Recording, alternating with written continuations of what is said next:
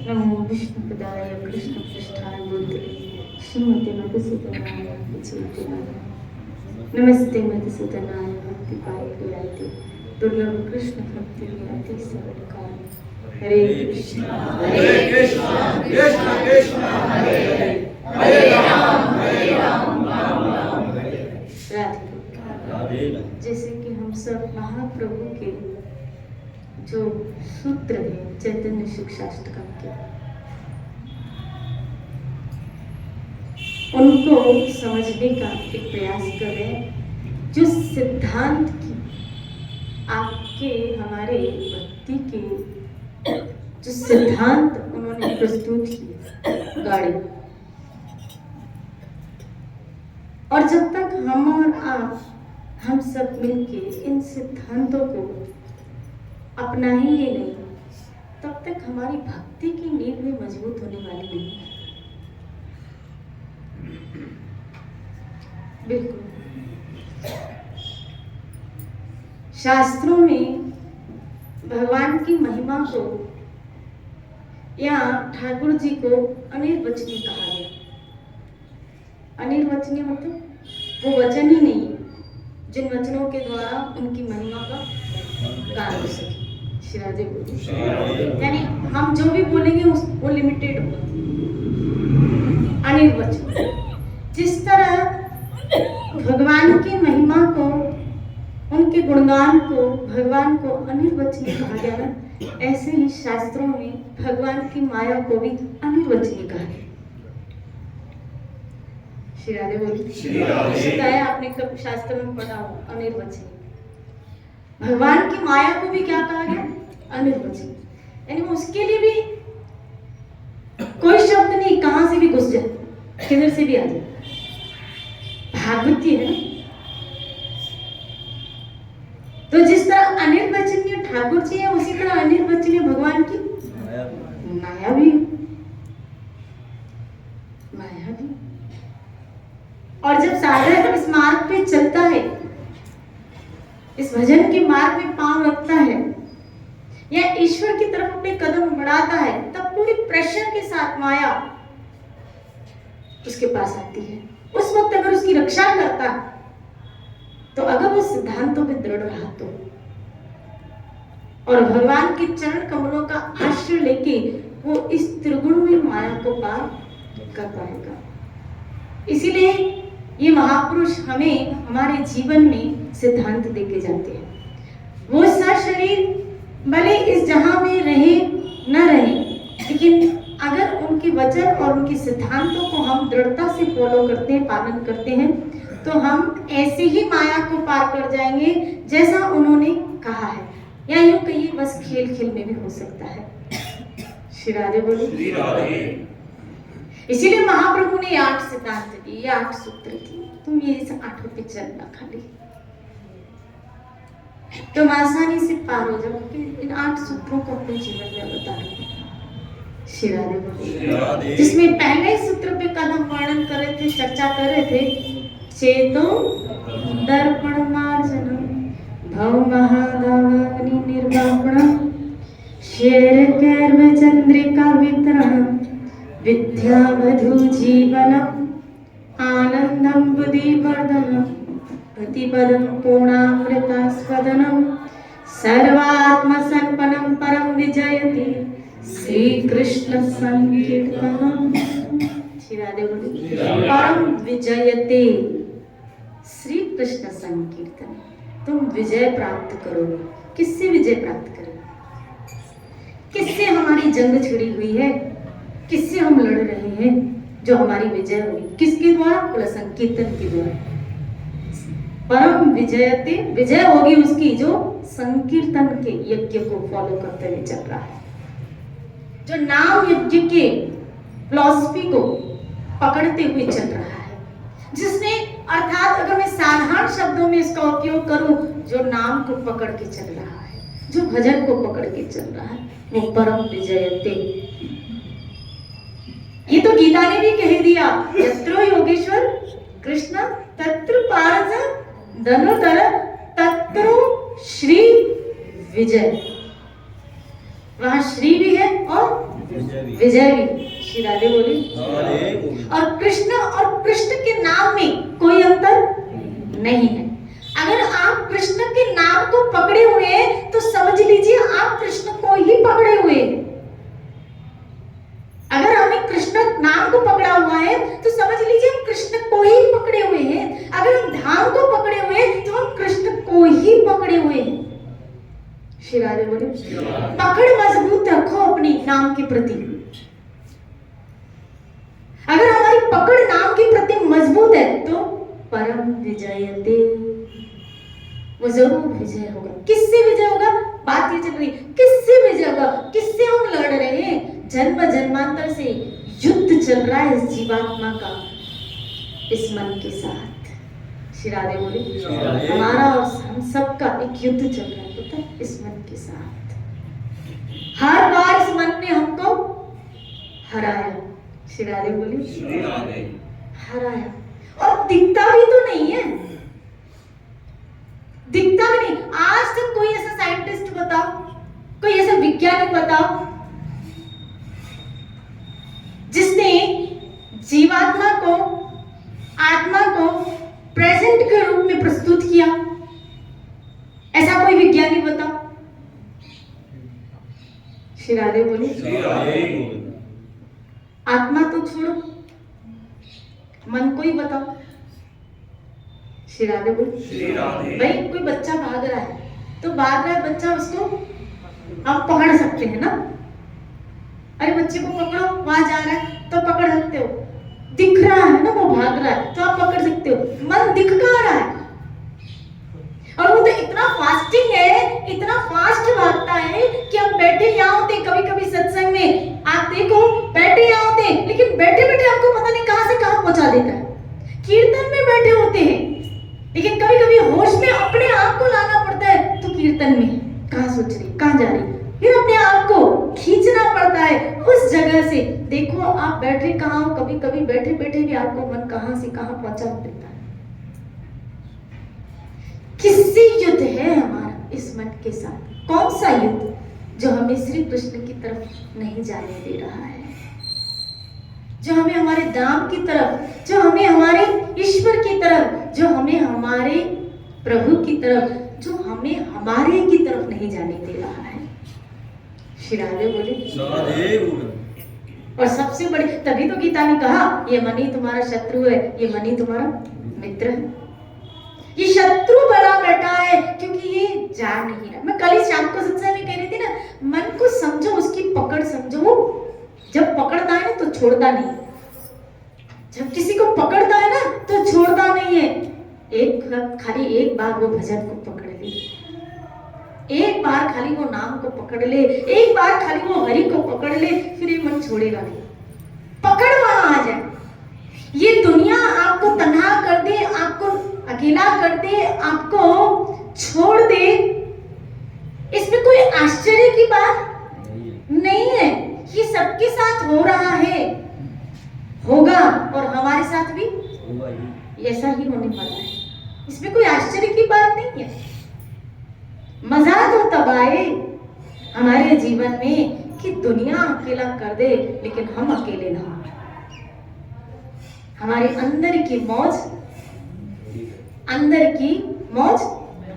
श्री राधे बोली, बोलो ना श्री राधे। बना के रखो ठाकुर जी के साथ, ठाकुर कथा के साथ हरि नाम। क्योंकि आज तो दुनिया की भीड़ में हम ईश्वर को भूल गए, दुनिया की भीड़ में ईश्वर को भूल गए। लेकिन ये भीड़ एक न एक दिन छटने वाली है, और जब ये भीड़ छटेगी ना तब आपको भगवान ही याद आने वाला है। कहीं ऐसा ना हो उस वक्त बहुत देर हो जाए। श्री राधे बोले, बहुत देर हो जाए। अगर यहाँ पकड़ मजबूत होगी ना तो कोई छोड़ भी देगा तो आपको गम नहीं होगा, नहीं। इसीलिए यहाँ महाप्रभु जो पहले सूत्र में हमको समझा रहे, तुम्हारी विजय होगी अगर तुमने कृष्ण नाम को पकड़ा है तो। श्री राधे। और बताओ, चलो आध्यात्मिक जगत में तो छोड़ दो, हम तो लौकिक जगत में भी हारना नहीं चाहते। हम जब स्कूल में एडमिशन लिए थे, सच बताओ क्या हम फेल होना चाहते थे? हम कभी कभी तो ऐसे बस खाली इसमें पासिंग मार्क की आ जाए, ग्रेस भी आ जाए, बस निकल जाए। हम फेल होना, इसका मतलब है फेल होना किसी को अच्छा, हारना किसी को अच्छा नहीं लगता। तो फिर आध्यात्मिक जगत में जो हमने एडमिशन लिया है वहां हम क्यों हारे? हमने तो हारना कहीं अच्छा नहीं लगता, कहीं अच्छा नहीं लगता। बाजी ऐसी मारो कि यहाँ से निकल जाओ, विजयते, उसकी विजय होगी। जो जो कल शायद सायंकाल सत्संग में वही चर्चा चल रही थी आश्रम में कि कर्ण और अर्जुन दो पात्र हैं। कर्ण और अर्जुन दो पात्र हैं। अर्जुन ने अपना मित्र किसको बनाया? कृष्ण को। और कर्ण ने अपना मित्र किसको बनाया? दुर्योधन को। दोनों ही धनुर्विद्या में बड़े निपुण हैं। कर्ण पूरे टक्कर का है अर्जुन के, कम मत समझना उसको। आप सोचो, और कर्ण नहीं कम ज्ञानी है। दानवीर में सबसे श्रेष्ठ, अगर दानवीर की कैटेगरी में आए धर्मात्मा भी, महाभारत में कर्ण को धर्मात्मा के विख्यात किया गया, शब्द आया है कर्ण के। शिरादेव बोलिए। और ज्ञानी आप देखो, कर्ण के पिता कौन है? सूर्यदेव। सूर्यदेव का अंश है। कर्ण के पिता कौन है? सूर्यदेव। सूर्यदेव के शिष्य कौन है? हनुमान जी। हनुमान जी ने जो ज्ञान दिया किससे लिया? सूर्यदेव से लिया। शिरादेव बोलिए। ये आपको पता है ना कि हनुमान जी ने सूर्यदेव का रथ रोक लिया था, शिक्षा के लिए, ज्ञान के लिए उनका रथ रोक लिया था। हनुमान सूर्यदेव ने कहा रथ कैसे रुकेगा, अगर वो तो पूरी सृष्टि का क्रम ही रुक जाएगा, तो कैसे मैं ज्ञान चाहिए तो मुझे आप ही से चाहिए।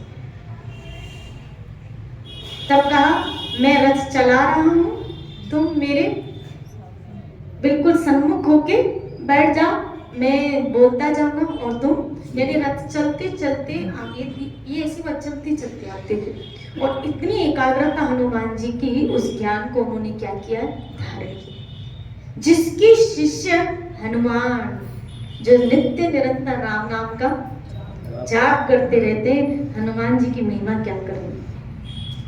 वो सूर्यदेव, उसके पुत्र कौन है?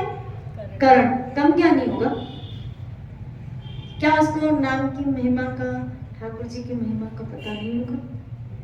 शिरादेव बोले। मुझे बताओ, उसके बेटे को कम ज्ञान होगा? जिसके शिष्य को इतना ज्ञान, तो उसके बेटे को कम ज्ञान होगा क्या? लेकिन मारा गया कर्ण। क्यों मारा गया? क्योंकि उसने मित्रता किसके साथ की? दुर्योधन के साथ की। शिरादेव बोले। अर्जुन ने मित्रता किसके साथ की? कृष्ण के साथ की। वहां विजय हुई, जीत हुई, क्योंकि वहां मित्रता कृष्ण के साथ की गई। हालांकि धर्मात्मा है, दानवीर है, कर्ण धर्मात्मा भी है, दानवीर भी है। इस जैसा दानवीर अर्जुन भी नहीं है ना, इस जैसा धर्मात्मा अर्जुन भी नहीं है। और तो क्या कहूं, बाण में जो निपुणता है कर्ण के मुकाबले, तभी तो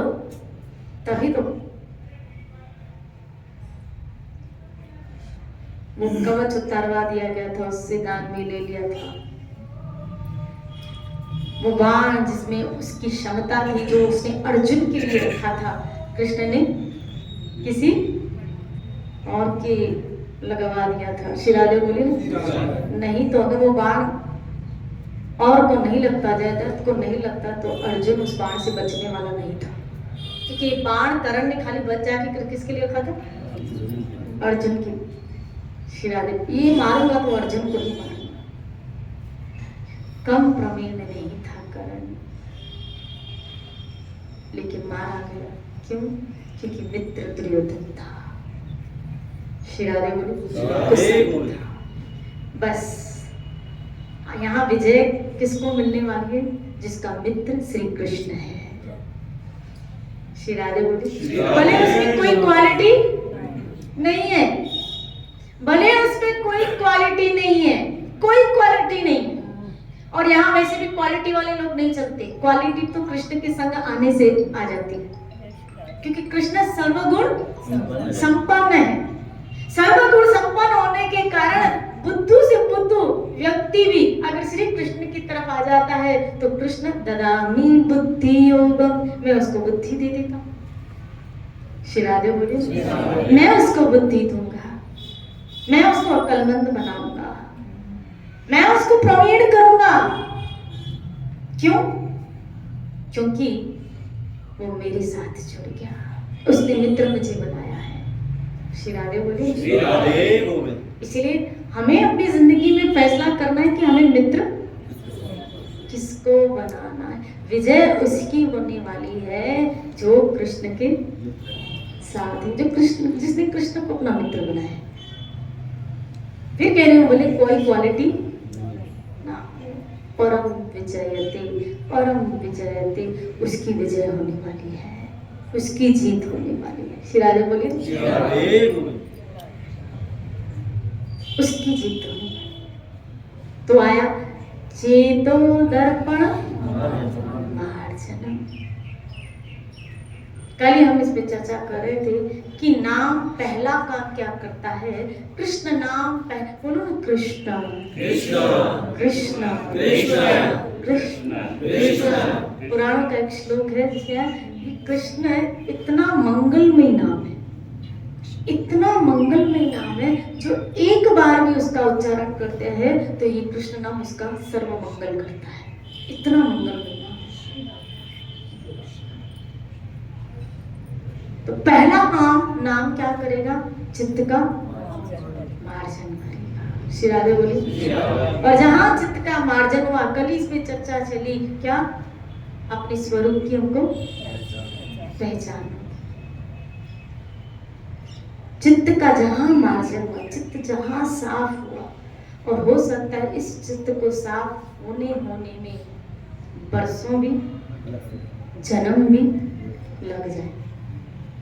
ये एक जन्म का खेल, ये भक्ति मार्ग में, ईश्वर के मार्ग में चलना कोई एक जन्म का खेल। हो सकता है जन्म भी, हो सकता है कई बरस भी, हो सकता है दिन भी, और हो सकता है क्षण भी,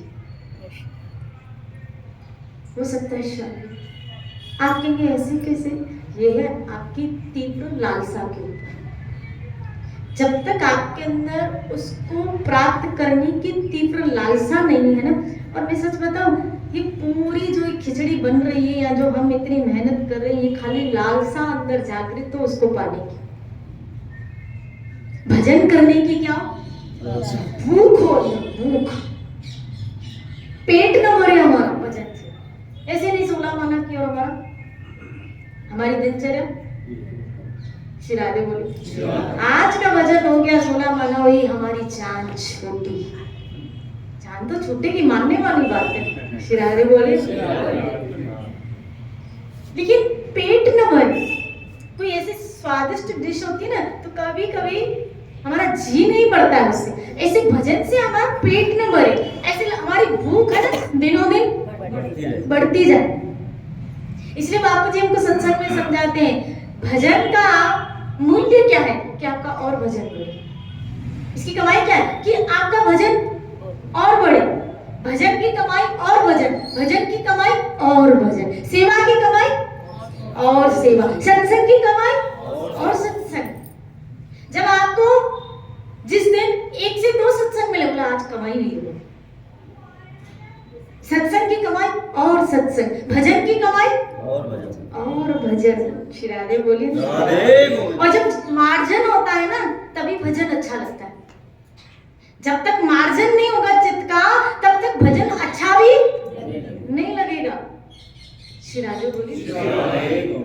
तब तक भजन अच्छा नहीं लगेगा। और ये चीज हमें अपने अंदर लानी कि वो दिन कब आए जब हमें भजन करना अच्छा लगने लगे, अच्छा लगने लगे। भाई जो अभी ऐसा हो रहा है ना, जो समय बच रहा है वो भजन में दे रहे, अच्छी बात है। जो समय बच, और ऐसा ही करना चाहिए। जो समय बच रहा है वो भजन में दे रहे हो, लेकिन आगे चल के ऐसा है कि हर समय भजन के साथ जाए, हर क्षण हमारा भजन के साथ जाए। पहले ये था कि जो समय बच रहा है वो माला को दे रहे, भजन को दे रहे, लेकिन अब ये है हर क्षण हम अरे नाम न छूटे, भजन न छूटे, इस वक्त भजन न छूटे, नाम न छूटे, ऐसी वृत्ति हो जाए। भूख, कहने का तात्पर्य भूख बढ़ जाए, किस चीज की? भजन की लालसा आ जाए, और कर, और कर, और ये तब कब? चेतो दर्पण नाम ही मार्जन करेगा, और ये नाम ही रस देगा आपको। और जब स्वरूप का ज्ञान होता है, अपने स्वरूप का ज्ञान होता है, तब तो तीव्र गति से जीव भागता है, तीव्र गति से। जिसे बच्चे को पता चल गया ये रही मेरी माँ, तीव्र गति से अपनी माँ की तरफ भागता है। ऐसे जिस जीव को अपने स्वरूप का ज्ञान हो जाता है कि मेरे पिता, मेरे परम पिता, मेरे परमेश्वर, मेरे ईश्वर मेरा कौन है, वही तो मेरा पूर्ण है, जिसका मैं अंश हूं। तीव्र गति से भागना उसका शुरू हो जाता है उसकी तरफ। तब तक वो उसकी भागदौड़ वहां नहीं है। क्यों? अभी भी भागदौड़ कहाँ है? भोगों में। श्री राधे बोले, बोलो ना श्री राधे। एक दिन भजन नहीं हो चलेगा, सत्संग नहीं हो चलेगा, दुकान नहीं जाए श्री राधे बोली, बोलो ना श्री राधे। नुकसान हो जाएगा। श्री राधे बोली, कितना महत्व बुद्धि है धन में कि नुकसान का एहसास है, कितनी महत्व बुद्धि है धन में कि नुकसान का एहसास है। लेकिन यही महत्व बुद्धि जब भजन में बैठ जाए ना, तो उस नुकसान का एहसास हो जाता है कि मेरा कितना बड़ा नुकसान हो गया, मेरा कितना बड़ा लॉस हो गया। अरे आज सत्संग मेरा बहुत लॉस हो गया, आज नाम जब नहीं हुआ मेरा बहुत लॉस हो गया। ठीक है, कल उसकी भरपाई करेंगे, लेकिन आज जैसा हो सकता है नहीं मिलेगा। चलो आज आपकी 16 माला नहीं हुई, सोचते हो कल कर लेंगे, कल आपने 32 कर ली, लेकिन हो सकता है ना कल आप 16 करते, आज 32 करते, तो कल की भरपाई। श्री राधे बोले, बोलो ना श्री राधे। कितने मूर्ख लोग हैं, ये सोचते क्या कल भरपाई कर लेंगे। आज शादी में जा रहे हैं ना, शादी में जा रहे हो अच्छी बात है, जाओ, लेकिन फिर भजन उससे पहले अपना पूरा तो करो। आपको शाम को जाना है शादी में, आपको सुबह को जाना है, सुबह जल्दी उठ के अपना भजन पूरा करो। ये विचार नहीं आता, बोला फिर नींद नहीं होती।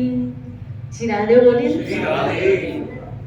उल्लू बने ना जब हम, उल्लू तब बहुत सोए थे, जब अपन उल्लू बने थे ना तब बहुत सोए थे। श्री राधे बोली, अब जागने का समय है, सोने का समय गया, अब जागने का समय है। चेत सके तो चेत। श्री राधे, बहुत सोली अपन, बोलो आपकी ना, बहुत सोली, फिर उल्लू की गति प्राप्त न हो।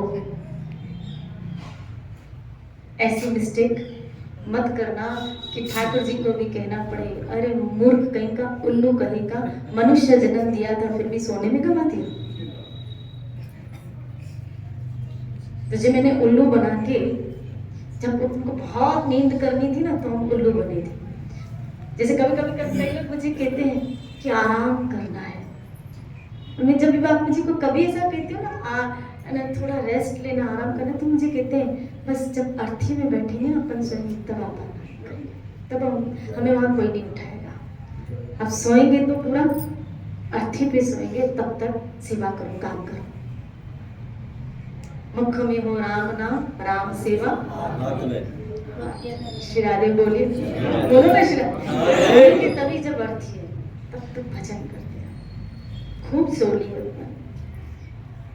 हाँ, कभी अस्वस्थता वो बात अलग है वो, लेकिन ऐसे ही साधक होके तमोगुण प्रायी हो अच्छी बात नहीं है। जो ईश्वर मार्ग में चला हो वो तमोगुण को प्रायोरिटी दे, ये अच्छी बात। वो सात्विकता का जीवन जी। शासन का अभ्यास का मतलब क्या है? इसी चीज का तो अभ्यास करना है कि किस पे कंट्रोल करना है, नींद पे, किस पे कंट्रोल करना है, भोग पे, किस पे कंट्रोल करना है, खाने पे, पीने पे, सोने पे, इसी को तो साधक कहते हैं। साधक का अर्थ क्या है कि है नहीं हम में क्वालिटी, लेकिन हम प्रयास कर रहे हैं। हम प्रयास कर रहे हैं, क्या नींद आ रही है लेकिन घूम के भी, चल के भी भजन कर रहे हैं, कंट्रोल कर रहे हैं उस चीज को। इसको कहते हैं साधक। श्री राधे बोले, बोलो श्री राधे। और मनुष्य जन्म पाके अभ्यास न करो, जो गीता के 6ठे अध्याय में कृष्ण ने कहा, जब अर्जुन कह रहे प्रभु बहुत मुश्किल है, भगवान ने कहा अभ्यास के द्वारा हो जाएगा, पॉसिबल है। अगर ना होता तो कृष्ण न कहते अभ्यास के द्वारा पॉसिबल ना होता तो वही शब्द डालते ही न थे, वही श्लोक बोलते ही न थे कि अभ्यास के द्वारा संभव। श्री राधे बोल। मुझे बताओ, यहाँ आने के लिए भी तो सतत अभ्यास ने आज हमको प्रवीण कर दिया कि आज पैर उठ के आ जाते हैं। अब हर चीज के लिए अभ्यास आवश्यक है। माताएं ये जो बैठी हैं, खाना बनाती थी, प्रसाद बनाती, तो अभ्यास करते करते करते करते करते आज उनका हाथ में किचन में घुसती है, ऐसे डालती है, उनकी सब्जी बन जाती। अभ्यास तो हो गया ना। जिनका अभ्यास है जिस कार्य में, उसमें वो प्रवीण हो जाता है। बस जिस तरह जिस कार्य में अभ्यास करने से उस कार्य में निपुणता आ जाती है, ऐसे ही भजन में भी अभ्यास, साधना में भी अभ्यास। श्री राधे बोले। आंख नहीं खुल रही, हम साधु नहीं है, अलार्म लगा दो, उठना है अलार्म लगा दो, क्योंकि हम साधना के मार्ग में लगे हैं। श्री राधे बोलिए। हम कौन है? साधक है, नहीं जागृत। भाई साधु की आंख खुल जाती है ब्रह्म मुहूर्त में अपने आप, तो हमारी नहीं खुल रही है, तो हम कौन है? साधक है ना। भोग में फंसे हुए, तो भगवान ने ऑप्शन रखा है ना, किस चीज का? अलार्म लगा दो, उठ जाओ। हमारी सियाने हैं ना, बहुत 2 कदम आगे। श्री राधे बोली। अलार्म लगाएंगे और जो पास में सोया ना वो बेचारा बंद कर देगा। श्री राधे बोली। और फिर सुबह उठ के गालियां देता है, उठते तो हो नहीं। हमें जगाने के लिए अलार्म लगाते हो, अलार्म तो तुम्हारा हमको हमें बंद करना पड़ता है। श्री राधे बोली। बोलो ना श्री राधे। प्लीज प्लीज अपने ऊपर दया कीजिए। सत्संग पाकर भी अपने अंदर सात्विकता का निर्माण हम न कर पाए तो ये ऐसे ही है, घी में 10 उंगलियां हैं लेकिन फिर भी वो कोरे का कोरा है, वो लाभ नहीं ले रहे। नित्य प्रति सत्संग सबको नहीं मिलती है, सबको नहीं मिलती है। अगर हमें मिल रही है, हमें कृष्ण दे रहे हैं, तो इसका मतलब है कृष्ण हमें अपने तक पहुंचाने का एक अथक प्रयास। श्री राधे बोलिए। अगर वो कर रहे हैं तो फिर हमको भी करना चाहिए। प्रभु आप आगे आ रहे हैं तो हम भी आगे आएंगे, हम भी आएंगे। वो आपको बुलाना चाहता है तो आपकी भी तो हाँ हो, आपकी तरफ से भी तो एक प्रयास हो, आपकी तरफ से भी तो एक प्रयास हो। श्री राधे बोलिए। इसीलिए कृपया सात्विकता में अपने अंदर अपने आप को सतोगुण में लाइए। रजो और तमोगुण से अपने आप को हमको बचाते हुए, ठीक है हम रजोगुणियों के बीच में रहते हैं, उसका प्रभाव गीता में कृष्ण ने कहा है, तीनों गुणों में स्पर्धा चलती रहती, लेकिन फिर भी नाम को मत छोड़िए। अगर नाम को नहीं छोड़ोगे ना, परम विजयते, फिर विजय आपकी होगी, जीत आपकी होगी। श्री राधे बोली। क्योंकि ये नाम आपको उस गुण से बचाएगा। आप भले रजोगुणियों के बीच में हम रहेंगे, लेकिन अगर नाम सतत चल रहा है तो उस गुण से हमको नाम बचाएगा, क्योंकि आपने साधन को पकड़ा हुआ है, पकड़ा हुआ। आप महासंग नहीं छोड़ सकते, मानने वाली बात है, तो नाम को भी तो मत छोड़िए। इसलिए जहां भी जाइए खुली छूट है, जहां भी जाना है जाइए, लेकिन नाम को साथ लेके जाइए। फिर हरि नाम को साथ लेके जाइए। हरे कृष्णा कृष्णा कृष्णा हरे हरे, हरे राम राम राम हरे हरे। हो सकता है वहां का वातावरण हमारे मन और बुद्धि को प्रभावित करे, हो सकता है, हमारी बुद्धि को दूषित करे, ये भी हो सकता है। श्री राधे बोलिए। लेकिन अगर आपने प्रभु के नाम को, प्रभु की कथा को पकड़ा है ना, तो आप निकल जाओगे, जल्दी जल्दी निकल जाओगे। नहीं तो मैंने फिर कहा, जैसे अनिर्वचनीय भगवान है, ऐसे अनिर्वचनीय भगवान की माया है। वो बहा के हमको लेके जाएगी, और जब होश आएगा ना, तब बहुत देर हो चुकी होगी। माया ये भजन करने की प्रवृत्ति को रोकती है या परीक्षा लेती है? जो भजन करते हैं एक्चुअली उनकी परीक्षा होती है। उससे परीक्षा दे दी ना, रोक तो नहीं रही। नहीं भजन मत कर, क्योंकि उस वक्त साधक लेवल के अनुसार परीक्षा है। जैसा साधक का स्तर है, उसके अकॉर्डिंग उसकी परीक्षा है। तो माया उस रूप में आके उसके स्टैंडर्ड के अनुसार उसकी क्या लेती है? परीक्षा लेती है। और माया भी कितने प्रकार की? एक महामाया, एक